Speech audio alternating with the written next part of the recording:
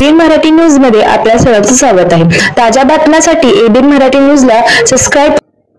आस्था फाउंडेशनच्या आस्था रोटी बँकेच्या वतीने मूकबधीर विद्यार्थ्यांना शालेय साहित्य वाटप व सिद्धेश्वर नगर एमआयडीसी परिसरात मोफत नेत्र तपासणी व मोतीबिंदू मोफत ऑपरेशन शिबिर घेऊन छत्रपती शिवाजी महाराज यांची जयंती साजरी।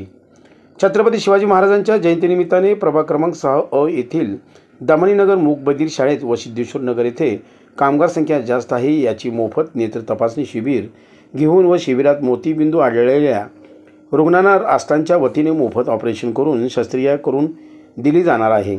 जिल्हा परिषद पाणी पुरवठा विभागाचे अधिकारी अभियंता संजय धनशेट्टी, राजू आवशेट्टी, संस्थेचे मार्गदर्शक सूरज रघोजी व परिषदेच्या मुख्याध्यापिका क्षितिजा गाथाडे मॅडम प्रथम मान्यवरांकडून महाराजांच्या प्रतिमेचं पूजन करण्यात आलं। मोफत डोळे तपासणी शिबिर व मोतीबिंदू ऑपरेशन मोफत शिबिराचे उद्घाटन करण्यात आले। यावेळी एकूण 190 लोकांना तपासणी करण्यात आली तर मोतीबिंदूचे 63 ऑपरेशन करण्यात येणार आहे। तर याच दिवशी दमनीनगर येथील लायन्स नेत्रालय चॅरिटेबल ट्रस्ट यांच्या सहयोगाने मोफत नेत्र तपासणी व तदनंतर आढळून आलेल्या मोतीबिंदू रुग्णाच्या पुढील उपचाराकरिता आस्थाच्या वतीने मदत केली जाणार आहे। महाराजांच्या जयघोषाने सांगताच करण्यात आली। कार्यक्रमाचे नियोजन आस्थाचे सर्वेसर्वा विजय संचुरे, नीलिमा हिरेमठ, कांचन हिरेमठ, छाया गंगणे, नीता अकुर्डे, अविनाश माचरला, लक्ष्मीबाई पुजारी, सुमित्रा चराटे, लक्ष्मी कुलकर्णी यांनी सहकार्य केलं। सूत्रसंचालन छाया गंगणे या केले तर आभार प्रदर्शन नीलिमा हिरेमठ यांनी मानले। विजय चिंचोरे आणि आपली जी मूकबधीर शाळा आहे त्या सर्वांचा मी आभारी आहे। आज आपण या महापुरुषाची जयंती करण्यासाठी आपण इथे जमलेलो आहोत। ते आपल्या महाराष्ट्राचे आराध्य दैवत शिवाजी महाराजांची जयंती आपण आज करत आहोत।